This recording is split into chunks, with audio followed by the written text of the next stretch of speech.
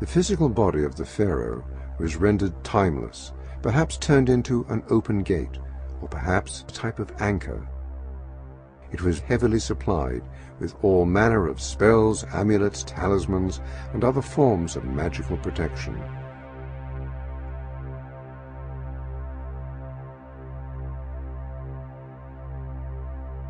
The strange practice of mummification still holds many mysteries.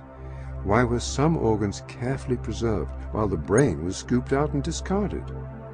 An unexpected insight into this question can be found in the work of Dr. Rick Strassman. His pioneering work has raised some very important questions about the pineal gland and its interaction with a strange hallucinogenic chemical known as DMT. Could the interaction of these two components be the seat of consciousness? Could it in fact be the gate through which we enter and leave each new life?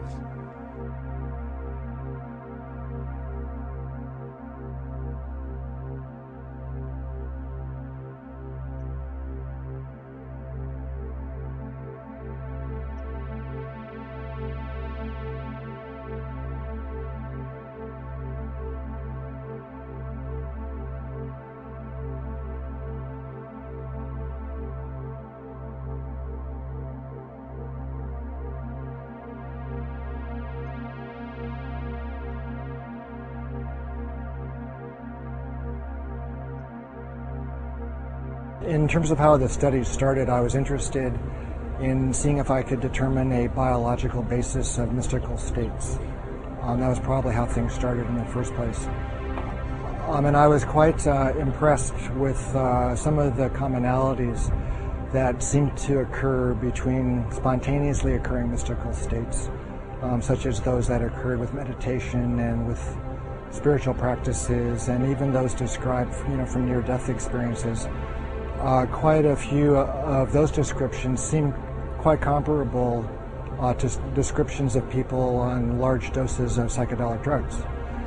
And so I started to think about the possibility of some kind of compound in the brain with psychedelic properties that could be underlying some of these spontaneous experiences. I began becoming interested in the pineal gland as a possible source of some kind of psychedelic chemical in the brain. It's an extremely mysterious organ. It's quite small. There seemed to be, some kind of a kind of visual correspondence with light and with color in the pineal.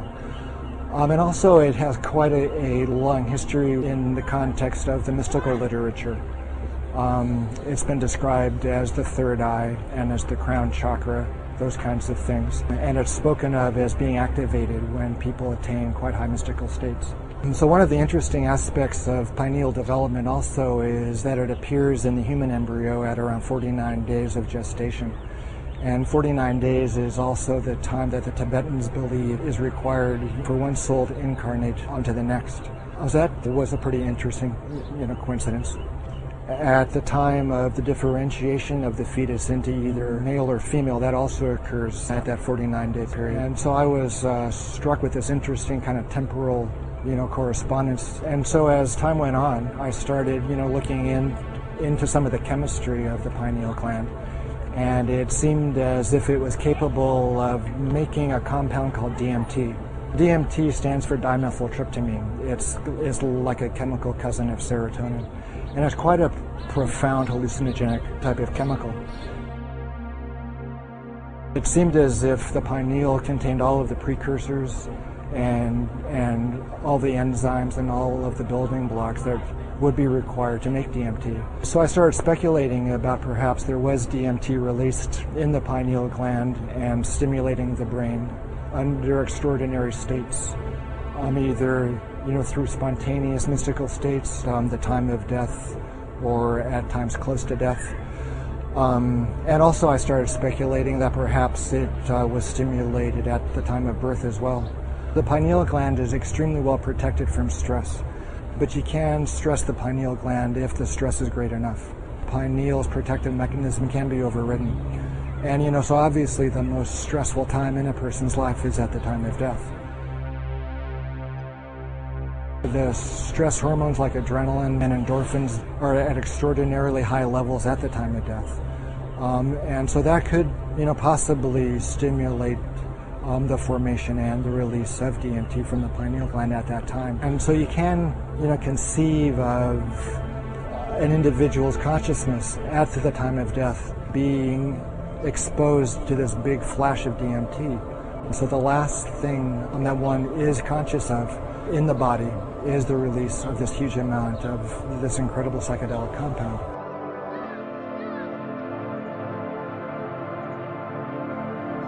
During his testing, Strassman discovered that abnormal levels of the chemical DMT triggered states of consciousness that closely paralleled common experiences of an afterlife. Well, that's true. Almost everybody experienced an extremely profound, an extremely unmistakable separation of their body and their consciousness from each other.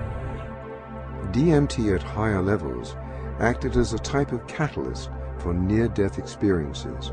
In fact, it seemed to actually induce the machinery of the afterlife to swing into motion. I suppose one of the most unexpected aspects of the study's results was the frequency with which people described a kind of contact with these intelligent kinds of entities that were conscious of them and interacted with the volunteers in this quite strange space.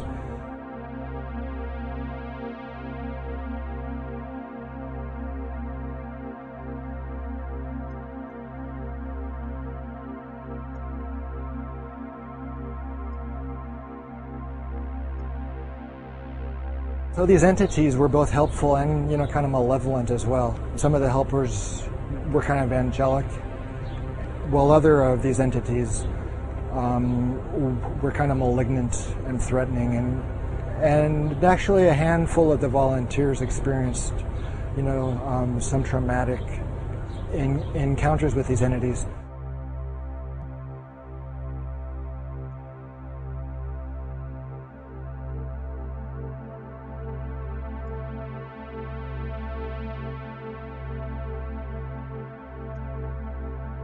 The hallucinogenic state, like the dreaming state, is a temporary disconnection from the physical body. The dreamer becomes a discarnate intelligence, traversing higher realms, no longer bound to the restrictions of time and the standard laws of physics.